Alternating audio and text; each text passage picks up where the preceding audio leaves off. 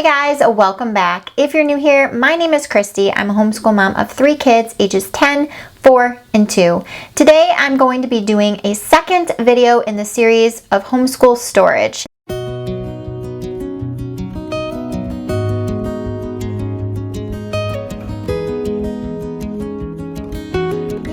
My first video in this series, we talked about art supply storage. Today I'm going to be breaking down our homeschool storage overall. So we live in a smaller home, and to be honest, I don't have like a collective homeschool area. I really have had to kind of spread things out and utilize little areas of storage that I have in my home. We don't really have a floor plan that allows for tons of storage furniture or separate homeschooling corners or areas. So as you'll see in this video, I really had to utilize different spaces of my home. I'm really simple when it comes to storage. I don't like a lot of clutter, and I don't like to have a ton of furniture laying around just for storage. So I try to really get creative and tuck things in where I feel like I can. So without further ado, I'm going to show you how I store all of our curriculum, our books, our extras that we use for homeschooling. So this is our bookshelf. It's in our living room. It houses the majority of the books in our home, as well as some extras for schooling purposes.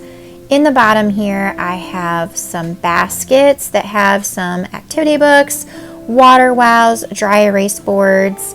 There's some extra notebooks and some posters for the wall and a rock kit and nature journals and all sorts of stuff in there. One cupboard of my TV stand, I have my kids' Latchmate bins, which houses all of their individual curriculum books. So we just grab the box when we're ready for it. This is where we do most of our homeschooling here at the kitchen table, and this little extra counter space in the corner is perfect for our group things like science units that we're working on. This is the early years for Isla, my homeschool planner, a couple Bibles, the Bible study we're working on, as well as any of the mom books that I'm currently reading.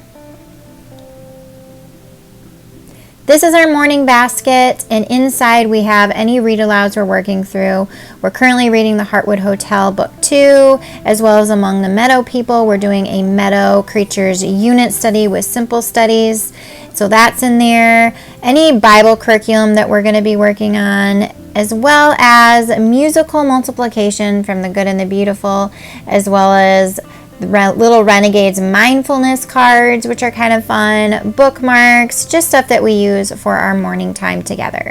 I have a hallway closet that holds the dog food and the vacuums, but I also have a couple shelves in here that I put games, educational activities, those kinds of things that we only pull out during school time for the most part. Sensory bin things, that sort of thing. This is my desk here and where I usually film, and in my top drawer I have my computer, my dry erase markers that I have to hide away or the kids lose them or Isla tries to eat them and then they don't work anymore. So yeah, I have to put those in my desk.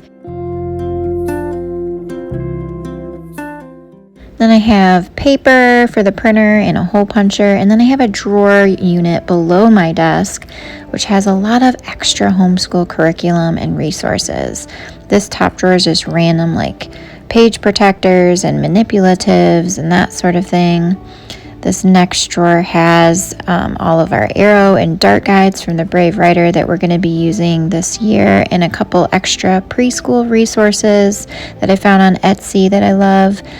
We have the reading lesson and Tinkeractive Science for K.